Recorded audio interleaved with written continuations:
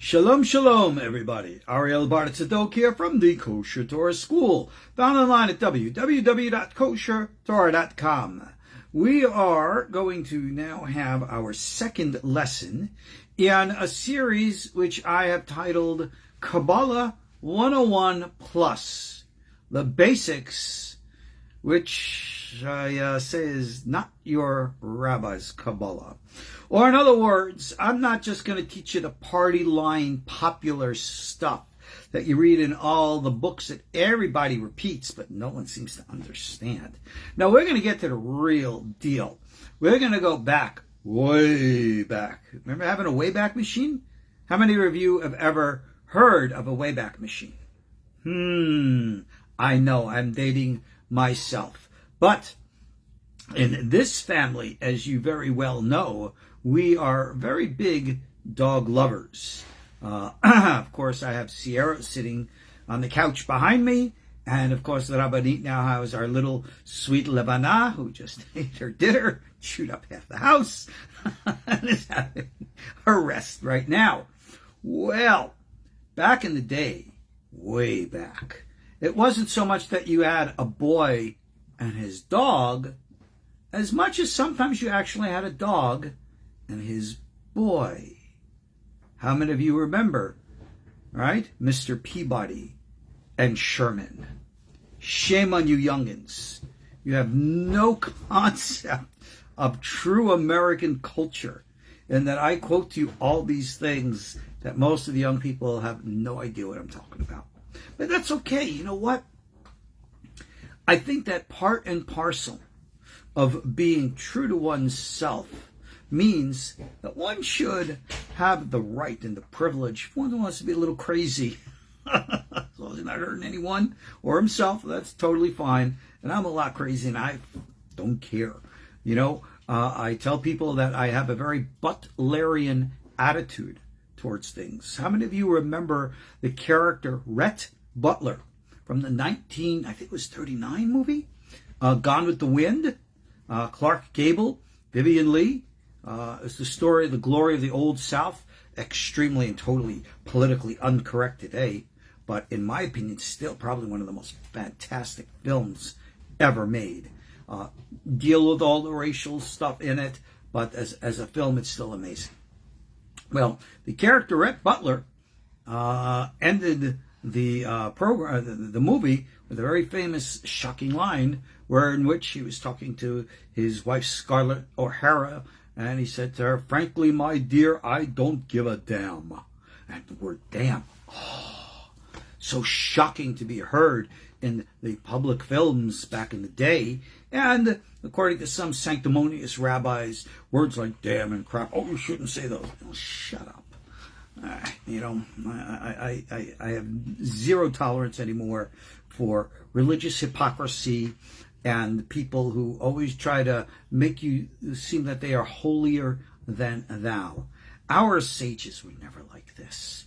When you go back into the Gemara, and the one thing I love about the Gemara, which makes it so magnificent, is that it teaches us real things, like real people.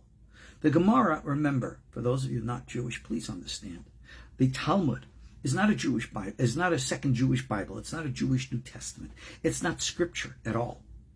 No rabbi in his right mind would dare ever say that the Talmud, Mishnah, Gemara, all of it, is the Word of God. It most certainly is not. You could say divinely inspired, and everybody will argue what that means.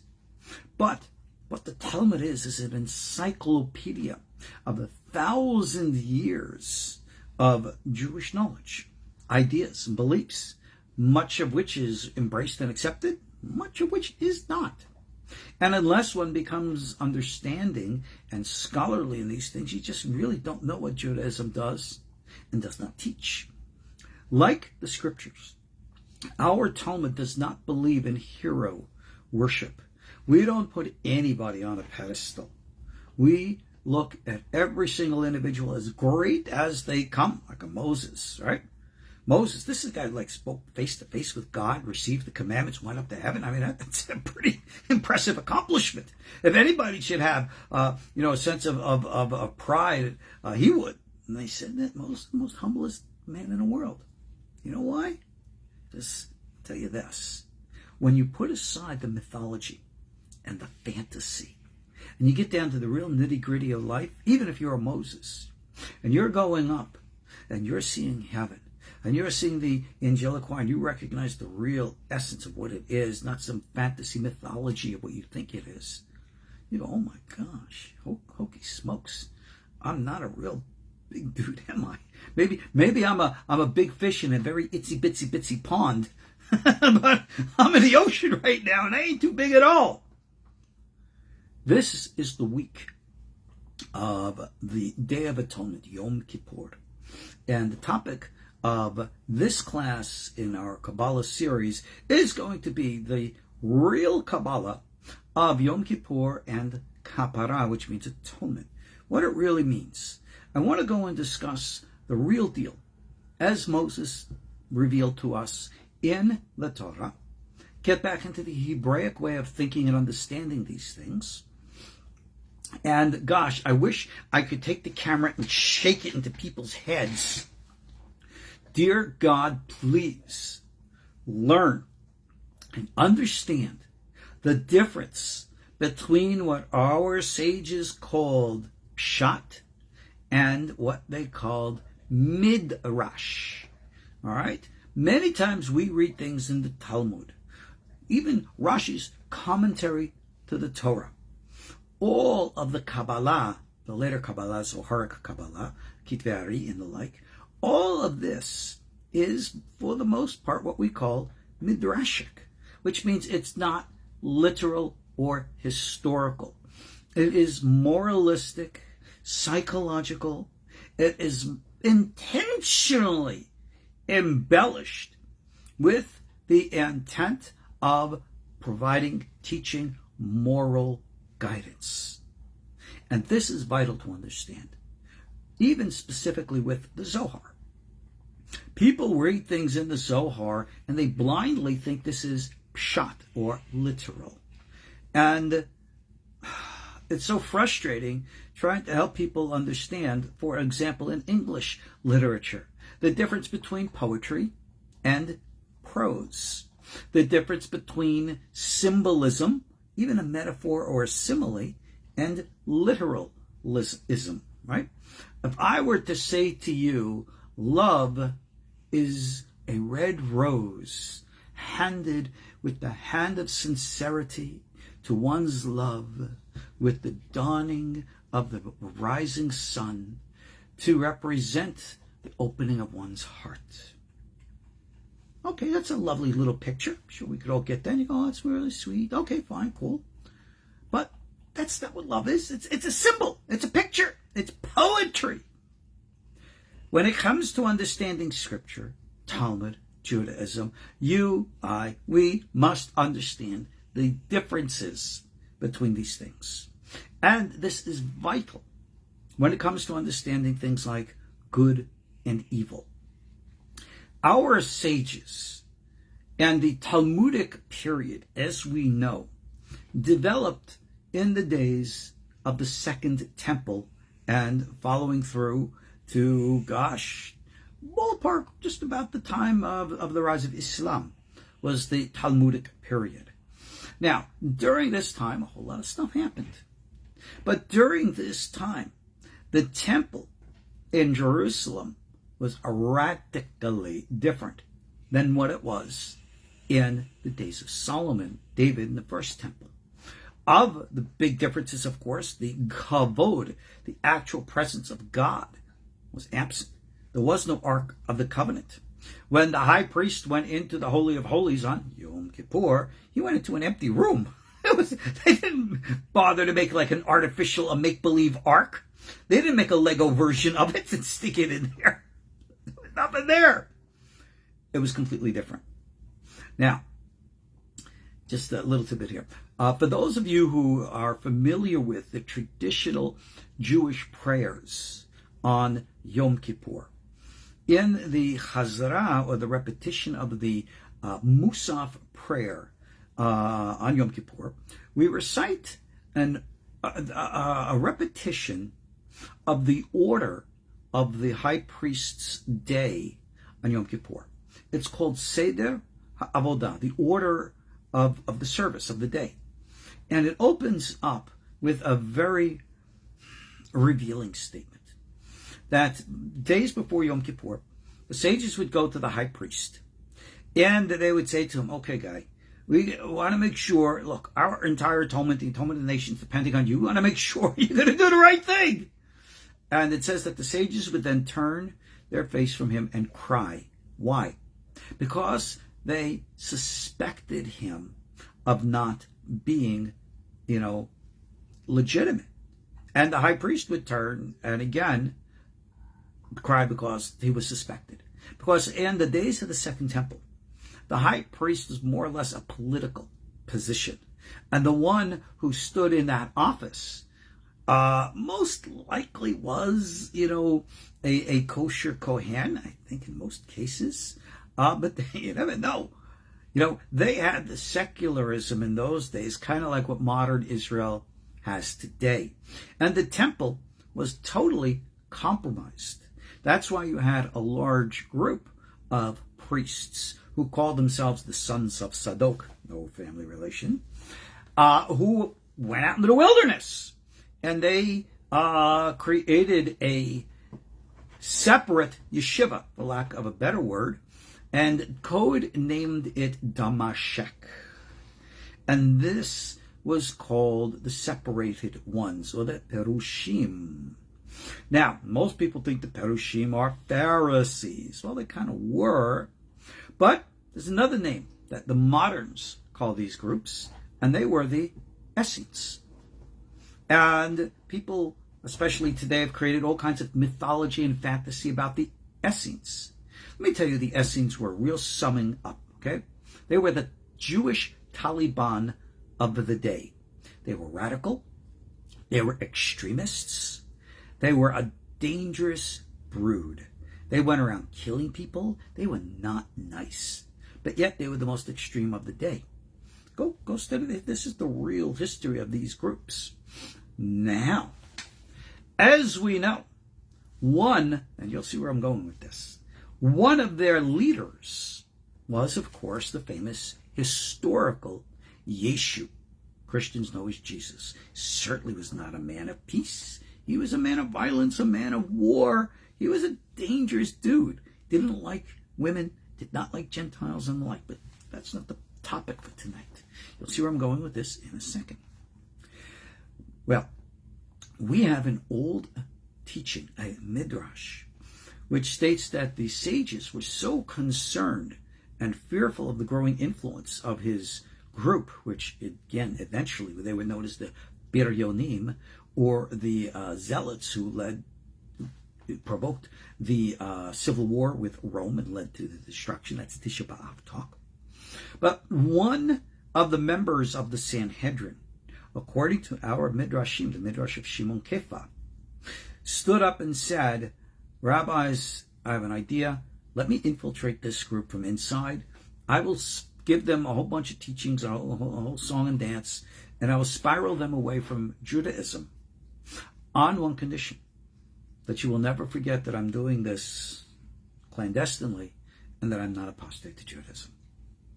And judging from the description of this individual of whom we speak, even though he is referred to as Shimon Kefa, which would indicate that that is Peter, apparently what we're describing, who we're describing, is Shaul of Tarsus, the Christians know as Paul.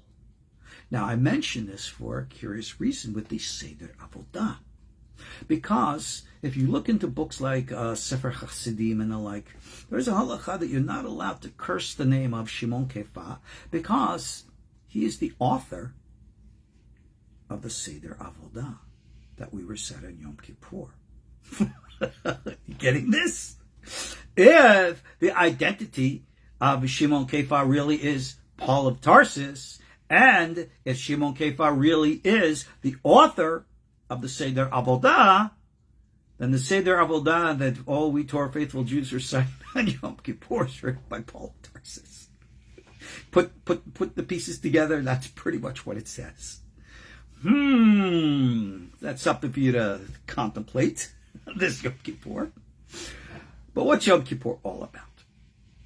Aside from all the controversy that existed in the days of the Second Temple, way back when Moshe Rabbeinu gave us the Torah, and Hashem gave us this day, and he said to us, "Ve'anitem et nafshotechem," all right, which really you could translate as humble or awaken your soul, which kind of meant to fast. Well, what's it all about? Well, we can go into a tremendous amount of the teachings of our rabbis, which is midrashic, and we can elaborate on all of the wonderful things, but let's put that tradition aside for now. I'm sure there are dozens of other videos out there from my peers, other rabbis, who are going to give you just that. But like I said, here you're going to get something that my peers don't give you. That's why you come here. What was it like in the original Hebraic thinking? What was Yom Kippur all about? Well, you go into Vayikra. You go into the story, the teachings of the Seir la Azazel, right? The goat that was sent to Azazel. Please, dear God, read your scripture. The goat was not sacrificed to Azazel.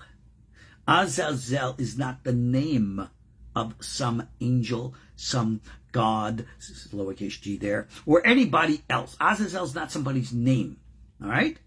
In modern vernacular, Azazel has been given the description of the devil, the angel Samakel, and all the rest of this stuff. But all of that, like I've been saying, is midrashic, symbolic, not literal.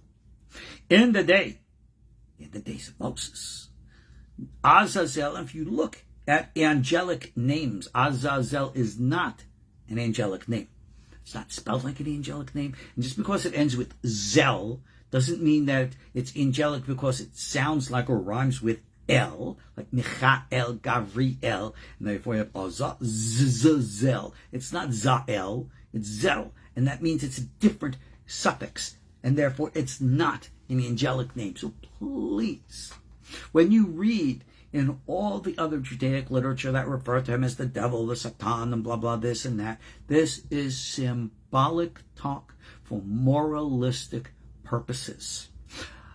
It's obviously vital and important, but at the same time, it sometimes blocks people from remembering, realizing, seeing what the original Hebraic teachings were.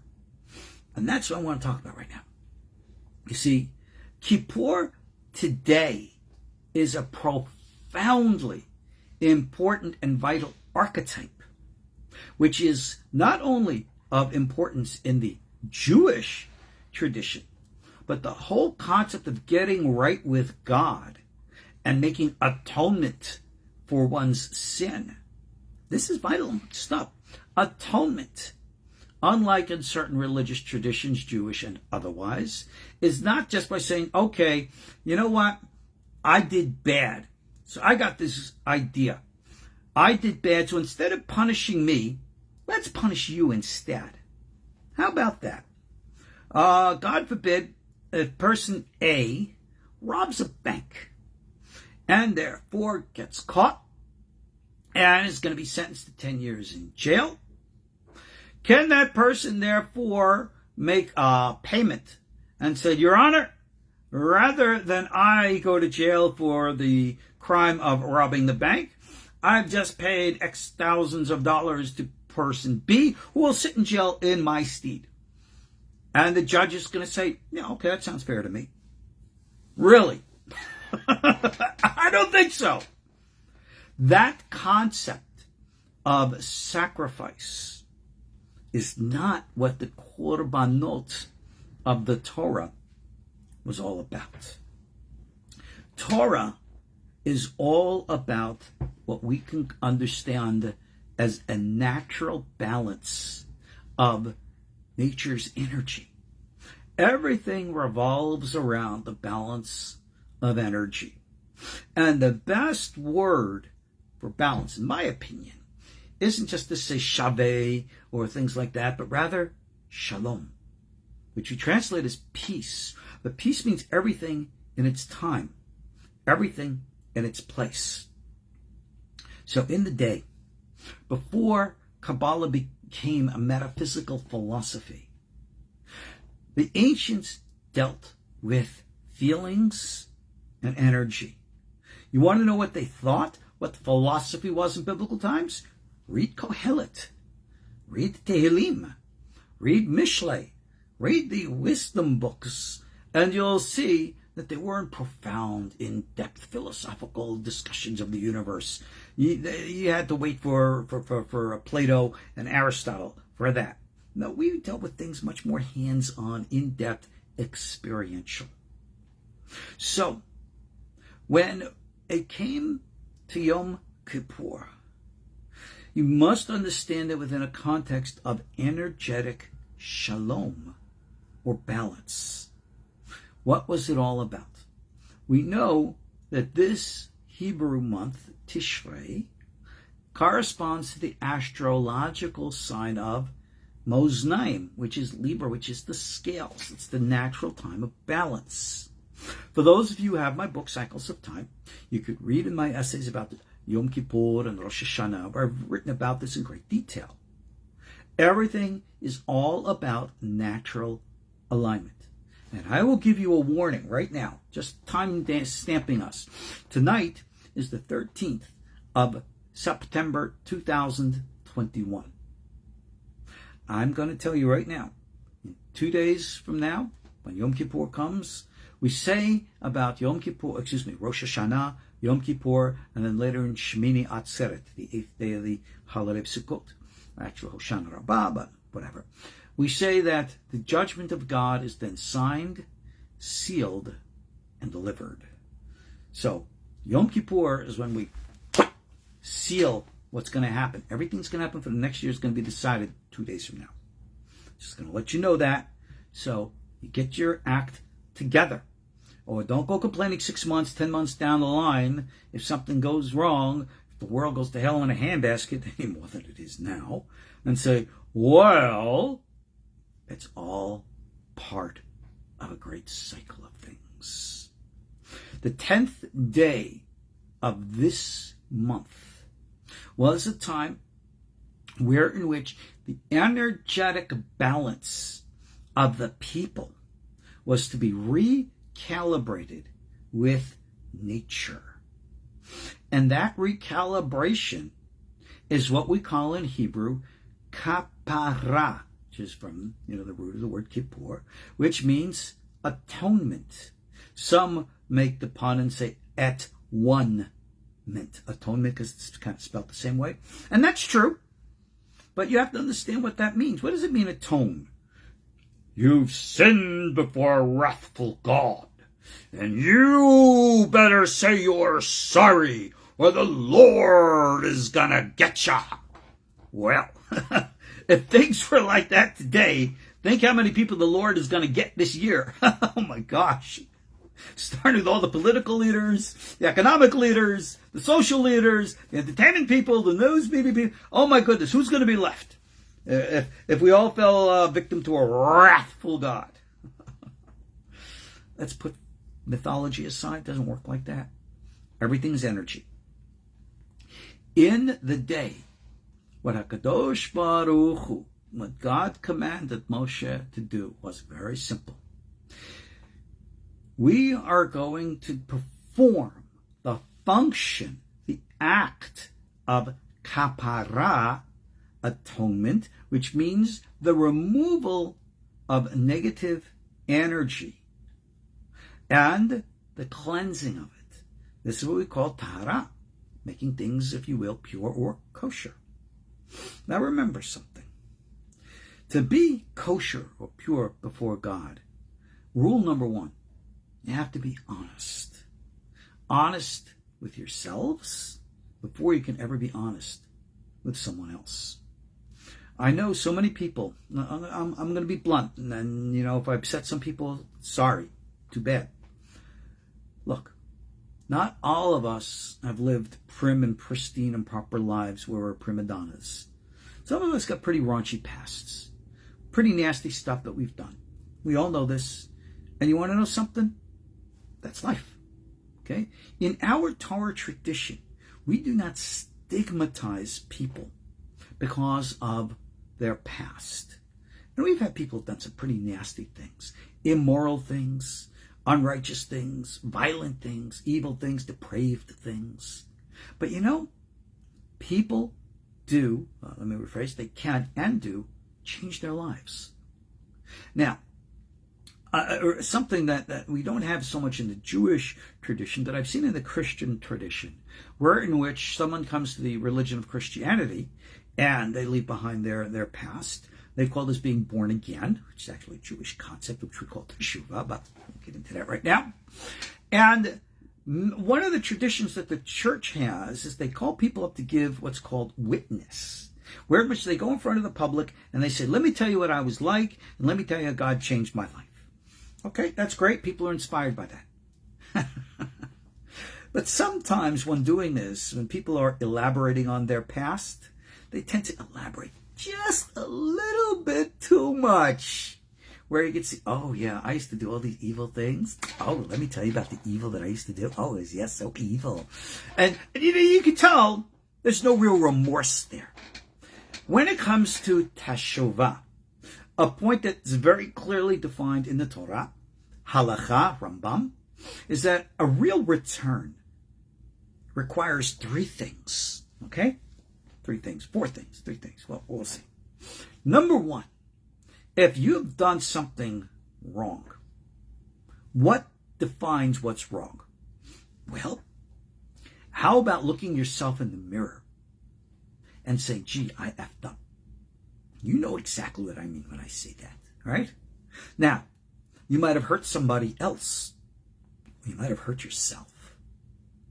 The greatest and worst fearful judge that any one of us will ever have to face, the one that you should pray you should never ever have to face, because this judge will always find you guilty, will always punish you in the worst possible way no matter what. You know who that judge is?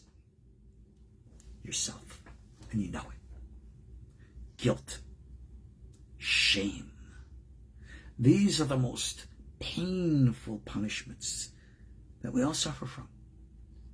That is a true sign of remorse. But when you are truly ashamed of something, you don't go talking about it and say, oh yeah, I used to do this and that. Yeah, if you have done something that has hurt yourself, certainly someone else, you have to confess it. There is no such thing as teshuvah, or making atonement with another individual, unless you confess what you've done to that individual. So, for example, if we have Tom, Dick, and Harry, and Tom doesn't like Dick. Why? Because Dick is a big dick, I guess. What could I say? Well, and he goes behind Dick's back, and he starts saying things, and he causes Dick's reputation harm, which causes his business to have trouble, or trouble in his family. And then Tom realizes, oh my gosh, I just completely misjudged Dick.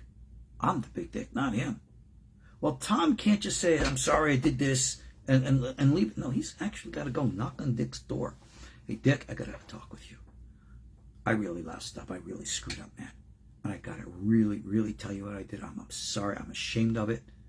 And that's not good enough. You also have to make amends.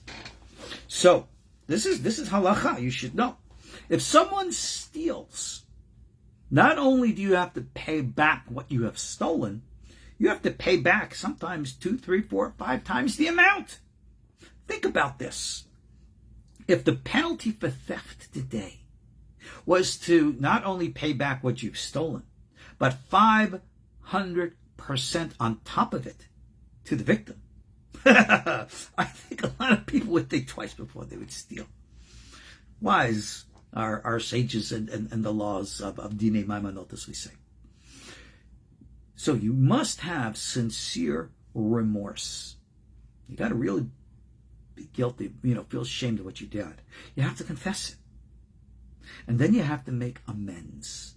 That's, and only this, is atonement. To think that you could go to this temple and sacrifice a poor innocent animal, and that its blood was therefore going to be washed over you, and you're atoned, and now you're back with God. You know what? You're really misunderstanding the entire sacrificial system of the temple, because that's not the way it worked.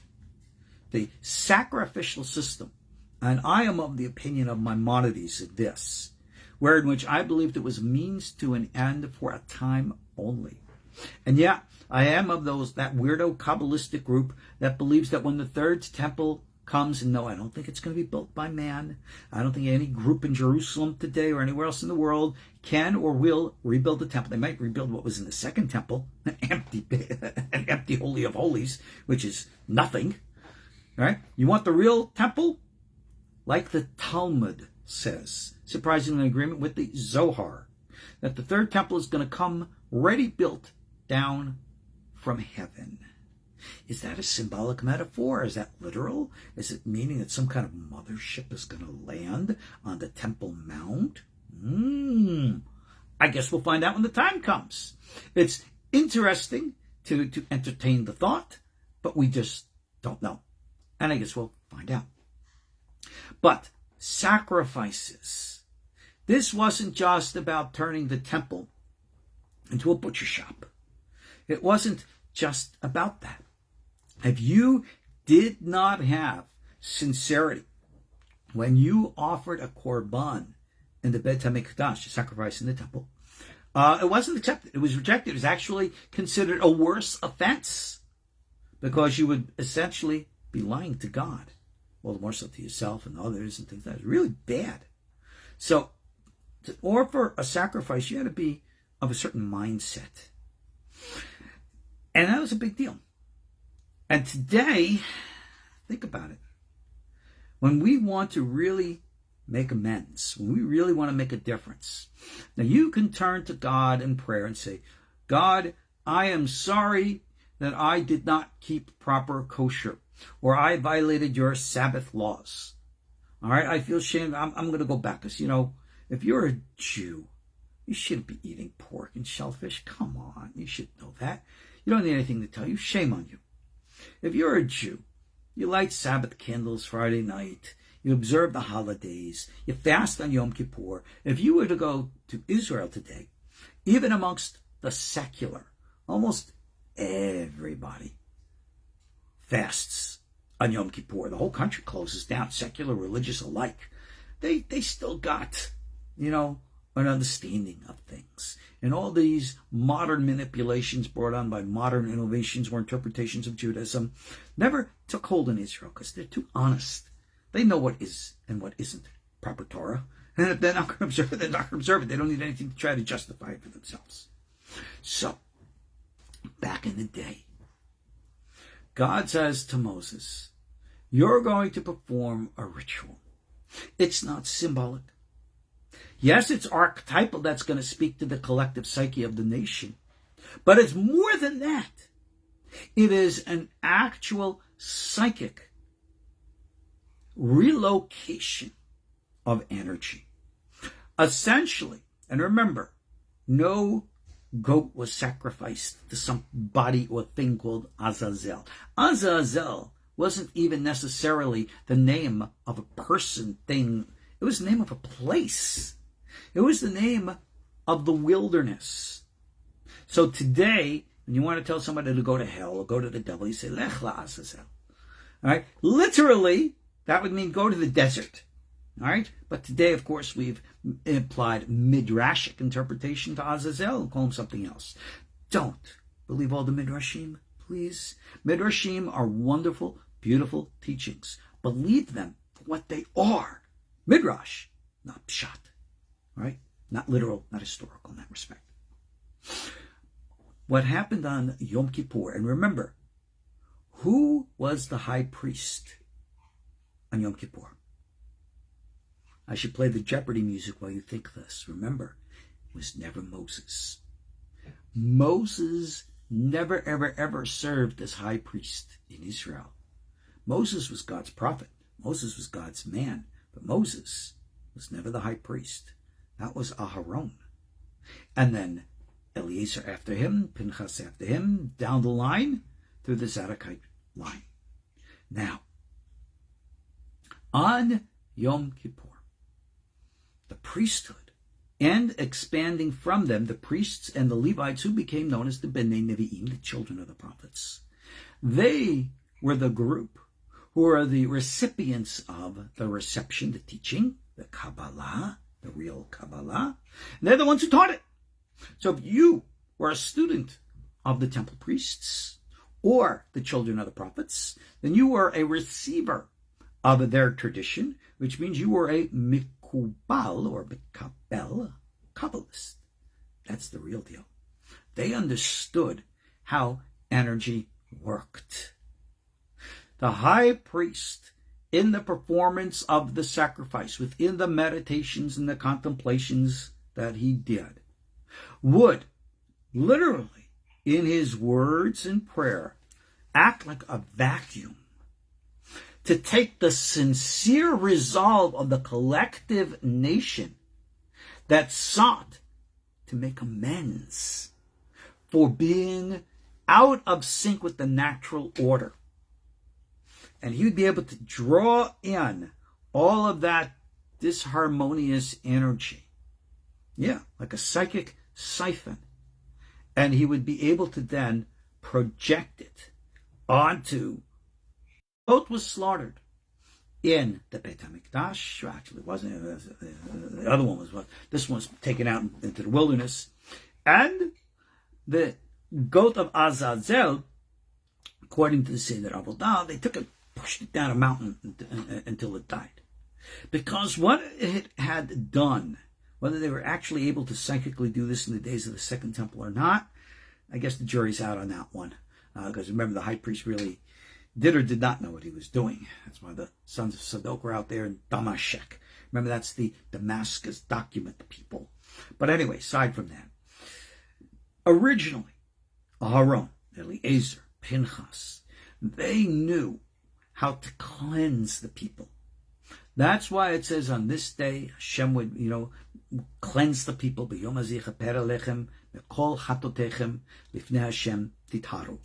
The Reshe Tevot of that pasuk is a very powerful Shem, holy name, Shem Kadosh, which I am writing up right now, and of course I release to my KosherTorah school supporting students. For those of you who don't know, I sent out the private teachings every week to our supporting students, and eventually I'll call them together and publish them in a new book. For those of you who've read Let There Be Knowing, originally that was serialized to our KosherTorah school students, so they knew what was coming all along. If you want the inside deal, well, join the school. As simple as that. But anyway, getting back to the point here. The high priest knew and understood psychic energy. What is this psychic energy? It's not mystic mumbo jumbo, right? This is not the dawning of the age of Aquarius kind of weirdo stuff. It's the real, tangible life force energy which we interact with and live in.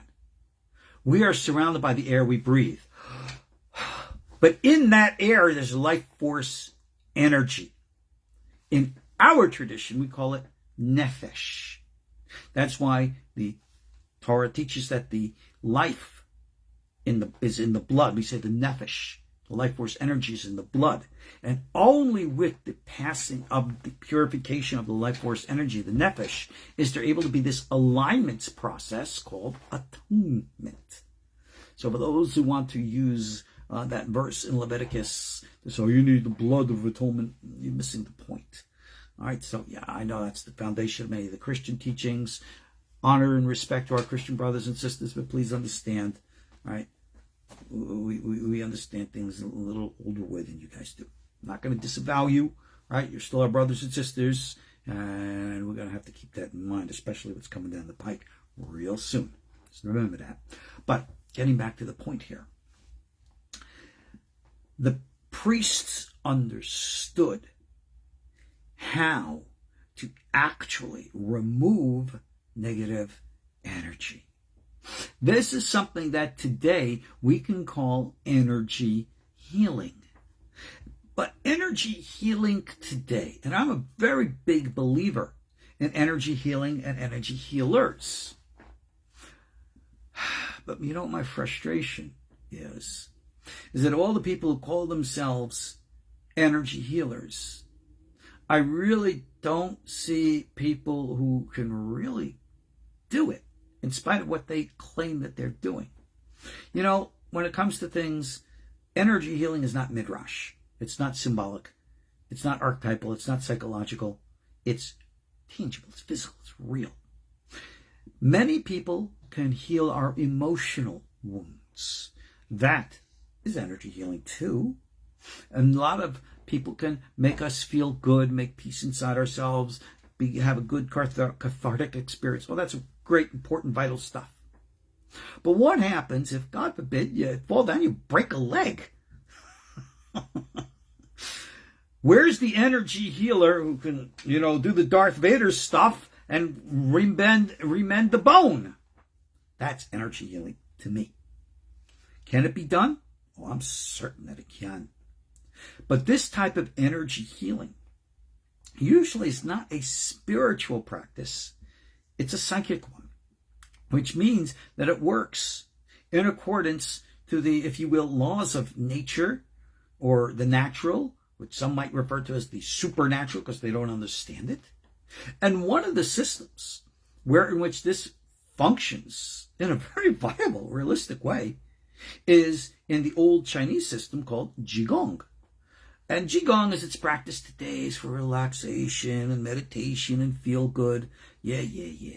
But you want to know? I've seen real Qigong teachers from China. I'm not going to mention any names here. And I've seen some of the stuff that they've done. And I go, holy, yeah. How do you do that? And they're not religious people. They're not even God-fearing. They're following the laws of medicine that they learned in the Chinese universities. We have so much controversy going on now between the Western world and China, which is, the shadow of politics. But it's such a terrible shame because there's so much tremendous value in ancient Chinese culture and tradition, just like in our ancient Judaic tradition, that I wish the modern leaders of modern China would respect more of their ancient traditions, just like I would ask the modern leaders of Israel to respect our ancient Torah traditions. And yeah, it's kind of like the same countries, but forget politics. Real energy healing was something that the high priest dealt with. How did he do it? What was the magic trick? Hocus pocus. No. It was technology. Yeah, a real, I call it, for lack of a better term, a spiritual technology. The high priest interacted with the Ark of the Covenant. The Ark of the Covenant, you know what? We should call it for what it was. It was alive. There is this energy force. We call it nefesh. Others call it chi. Others call it orgon. Others call it prana. Some will even call it kundalini. And, don't mention those idolatrous names in the other religions. Shush with that stuff. If you use something in a false and a wrong way, yeah, that's what makes it avodah zarah, idolatry. But just understand that stuff is universal. Like I was mentioning to you about life force energy. This chi or nefesh. It's energy. Like electricity, electromagnetism, gravity. It's nothing holy and spiritual. It's the way God created the universe. Oh, where does it say that? Oh, that's right, in Genesis. Go back into Genesis. As you know, we're going to be reading Genesis chapter 1 real soon in the cycle of Torah portions. Read Ramban Nachmanides' commentary. And he brings down an interesting teaching of how God created the world. It says the first thing that God created is something, and he borrows the Greek term for it. He calls it the Hiyuli, Hiyuli, if I'm not mistaken. We know this as the prima matter, the fifth element. And it says that from this Hiyuli, then did God create the elements of fire and air and water and earth, and from that create everything in existence. In the later Kabbalah, we refer to this Chiyuli as the Sefirat Keter, or the Partsuf called Adam Kadmon. And of course, Chaim Vital elaborates on this in so much great detail, which we've covered in all of our Ariel Kabbalah courses, Otrot Chaim, the 8 Gates, all available in our school if you're interested. And we recognize that there was this fifth element. Above the 4, the 5th. Adam Kadmon, Chiyuli, the prima matter, the life force energy. And it permeates everything in existence. And this is the true source of all energy, including us. We are tapped into this life force energy. Bad negative entities, they come and siphon it off from us like milking a cow. Yep, every time that we open up our souls, we don't protect ourselves psychically, we get sucked off. It gives added meaning to the term being called a sucker. More. But anyway, don't want to get a little, stuff. Let's not get distracted there. But on Yom Kippur, the high priest went through this entire ritual that tapped the collective psyche of the people. And by the performance of what he did, was able to take all that negative energy which was attached to the life force energies of all the individuals, gathered it together. Yeah, you can do that. We're not talking about something physical, tangible in space that takes up room, but energy. And he congealed that energy, put it onto the head of the goat. And then the goat, with all that negative energy, was sent out into the desert, Azazel, the desert. And it dissipated there in the place where no one lived, where there was no way that it could influence negatively or harm anyone or anything. That's why they sent it out there, so it could literally just dissipate. Kind of like what we do is dumping stuff in the ocean kind of thing, which we shouldn't be doing because it's terrible to nature. But that's kind of what they just dumped it out into the desert. That's what it meant to go to Azazel.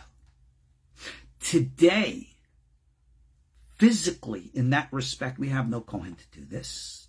Even though there are, of course, legends that say, truth, in a place called the Bird's Nest in the Garden of Eden, said to be in inner earth, that there are the remnants of the Tzadokite priesthood who are on our earth to this day with the Ark of the Covenant active in the tabernacle down there, working on Yom Kippur the same way every priest did since the days of Aaron. Is that really going on down there?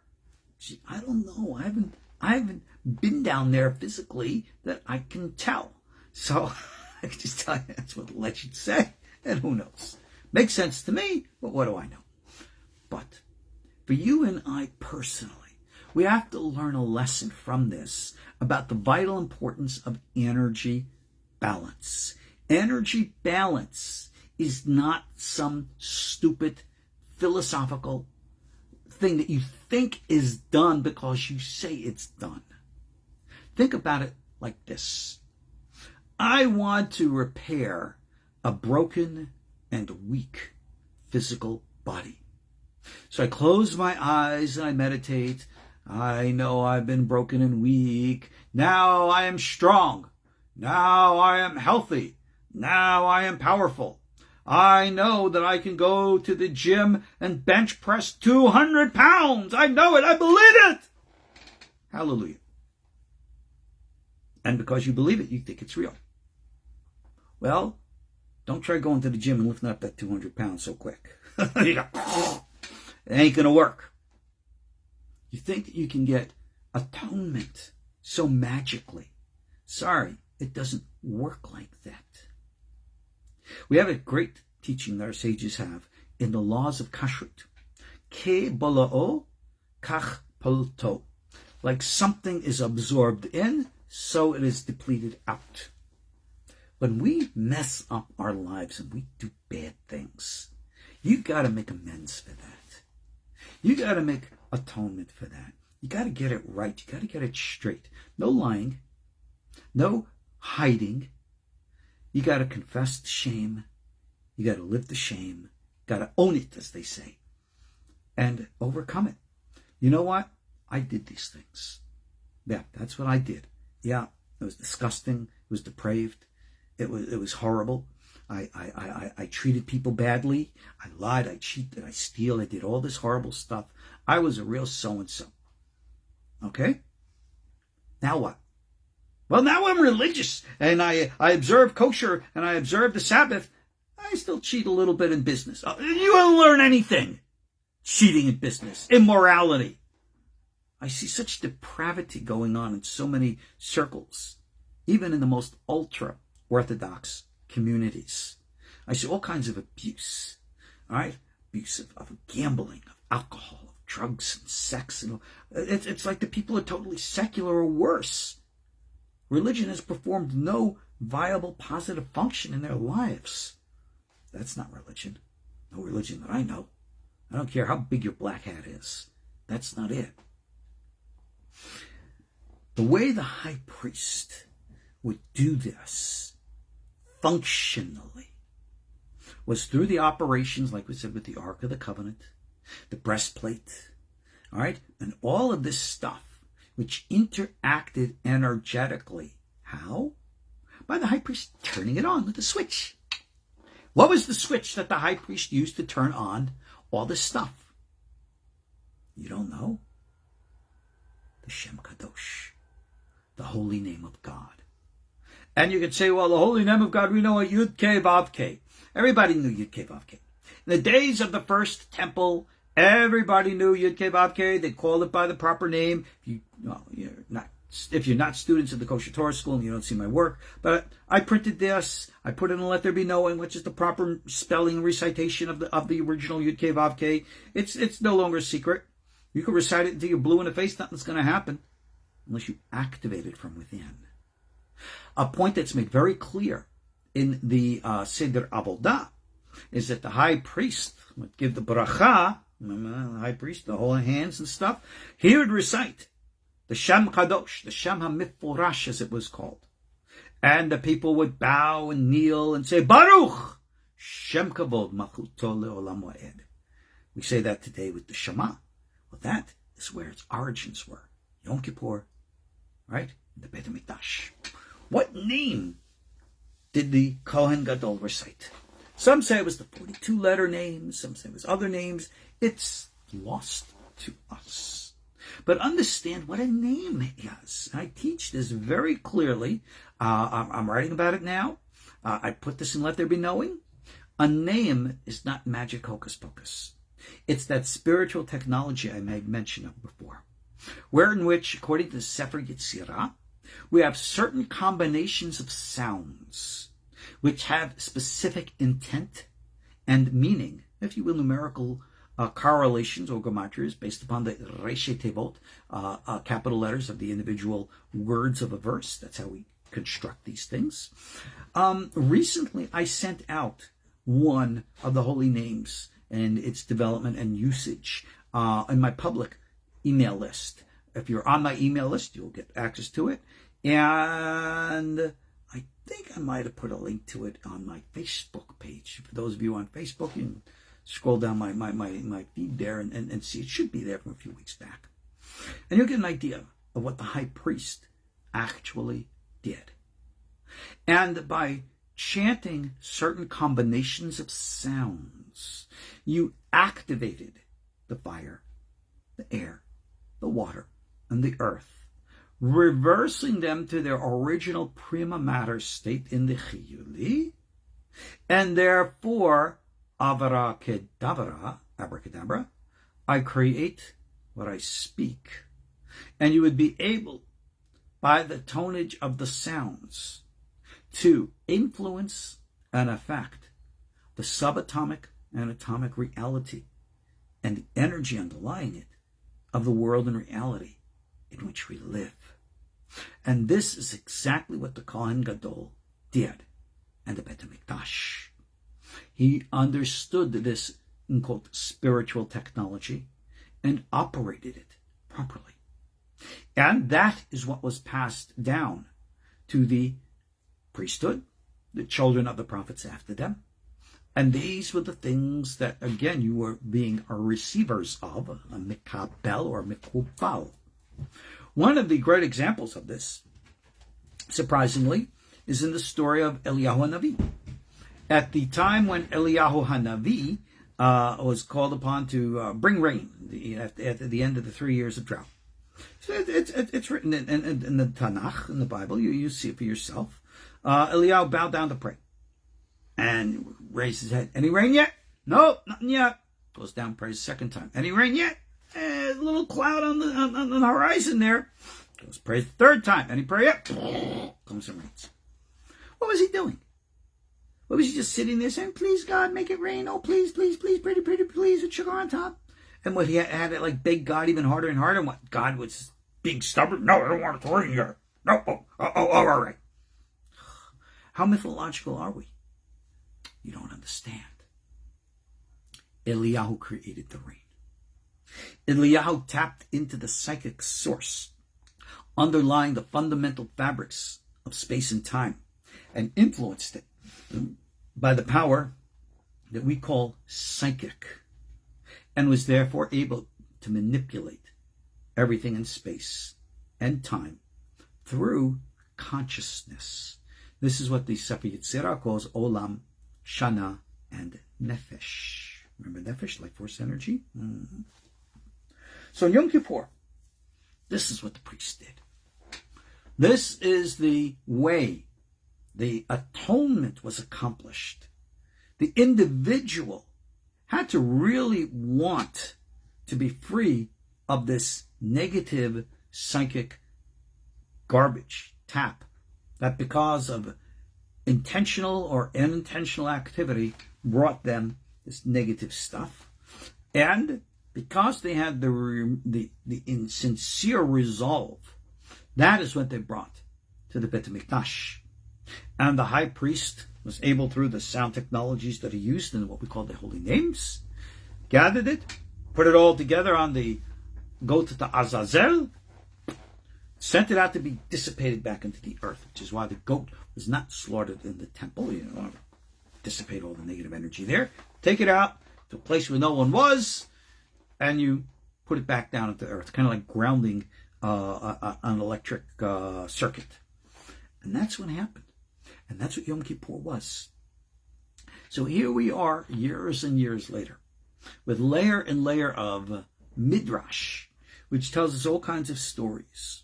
And people today go to the synagogue dressed in their fancy new clothes, and they donate thousands of dollars for the Kol Nidrei Torah, and they do all this kind of superficial stuff. And they think that by spending their money and looking good, that they're impressing God. That God's, oh, look at that guy. He's wearing a nice new Armani suit. Oh my gosh, is that woman? Is that a Givenchy? I don't know. Women designer dresses, right? Oh my gosh, I really look. Oh, because they look so good. Yeah, I'm going to give them blessings. Yeah, their sins are atoned for. But this schlub over there comes to my synagogue on Yom Kippur. He's dressing, he's not even wearing quality, designer clothing. And he doesn't have money to donate, big thousands of dollars. He gets nothing. Is that your idea of God? Is that your idea of religion, Judaism? Shame on you. Disgusting. Shame on you. That's not what it said. And if that's what goes on in your synagogue is not a Jewish synagogue, I'll tell you it's treif. Don't even walk in the front door. That's the way the people are. Disgusting. If anything, God's going to curse, that would be horrible behavior. And I've seen it. I remember one time years ago. No, let me take a step back. Since the days I lived in Jerusalem, I have always prayed the high holidays by myself. I refused to go to a minyan. I refused to go to shul. Done. I'm going to tell you why. One year, I went to the yeshiva. Big yeshiva with all the rabbis. And we were praying Yom Kippur. And if you have Yom Kippur, you have all the different parts of the ceremony where you're doing confessionals and you're saying Hatati Awiti Pishatev and all that. And when the public reader would be reading, he's crying, oh, we've sinned, oh, we've done all these bad things. And the guy next to him is looking at his watch Come on. Kind of speed it up. And when he gets to the other section, he goes, and he runs through the words, and then slow, fast. All according to what I'm watching. All this, it's like an act. It's like a soap opera. This disgusting mess. I will never go to a place where they pray like that ever again. Are all synagogues like that? Thank God, of course not. God forbid we should ever make such a negative aspersion against the sincere who do pray. And let's hope and pray that it's the vast, vast majority who are sincere. I hope and pray, right? But I'll tell you, sincerity is your responsibility. Don't worry about what everybody else does in synagogue on Yom Kippur. Don't worry about how your fancy dress is and the like. Oh, Levana is awake. I just heard her yawn there earlier. Levana and Sierra were out in the back. Oh my goodness, our two girls have like bonded like bread and butter. I have videos and stuff. Maybe I'll put up a picture or two on Facebook later, but we'll see. But anyway, on Yom Kippur, this is your time to get it right with the universe. This is your time to get it right with the Creator. This is your time to get it right with yourself. Do the right thing. If you messed up something with another person, you better own up and deal with it. If you've messed up something between you and God, deal with it. You know, God knows what's in your heart and your mind. You're not going to lie to God. Yes, God, I'm sorry that I've cheated and I've stealed. Oh, maybe God won't see the next time I do it. Oh, come on. You know, smack somebody in the head. I get a little baby by my feet here. But anyway, honesty, integrity, sincerity. You remember these words? I mean, I think these are like bad words today. No one likes to. Oh, you're being judgmental. Well, you damn right I am. But I think you would rather be judged by me than judged by yourself. I'm relatively tolerant. I accept people. I respect people. Others? Yourself? You go look at yourself in the mirror. And you've done bad and you know it. You know you're your own worst judge. That won't be me. That's for sure. You don't have to worry about what I think and say. But you have to get it right. You have to make restitution for yourself. This is the true meaning of soul renewal. And for those of you who have the Christian faith, this is what Yeshu really meant when he used the term being born again. Okay? This is what it means. So technically speaking, all of us Torah observant Jews who truly and sincerely walk rightly with God, getting it together, that is the true definition and meaning of being, in quote, born again. That's what we do. Lavana's not here anymore. Her, like I told you, her and Sierra are just two peas in a pod. But okay, let's conclude on this. You get the message. The function that existed historically, biblically, in the days of Moses, in the days when the first temple stood. We still do this today. No, we don't have the high priest, whether or not he's in the Gansi poured down in inner earth or not, I don't know. But we still do this today. Because we say, Ribono Shel Olam, Master of the universe, come on now. I want to get rid of this crap in my life. I want this out. I want to change. I want to be different. Own up. This is what I've done, either to you, to myself, and I am going to make a difference. From right now, I'm going to make it up to you. That's how you have to think of it. And if you can do this, you will bring in the positive energies. And that is what we call a blessing.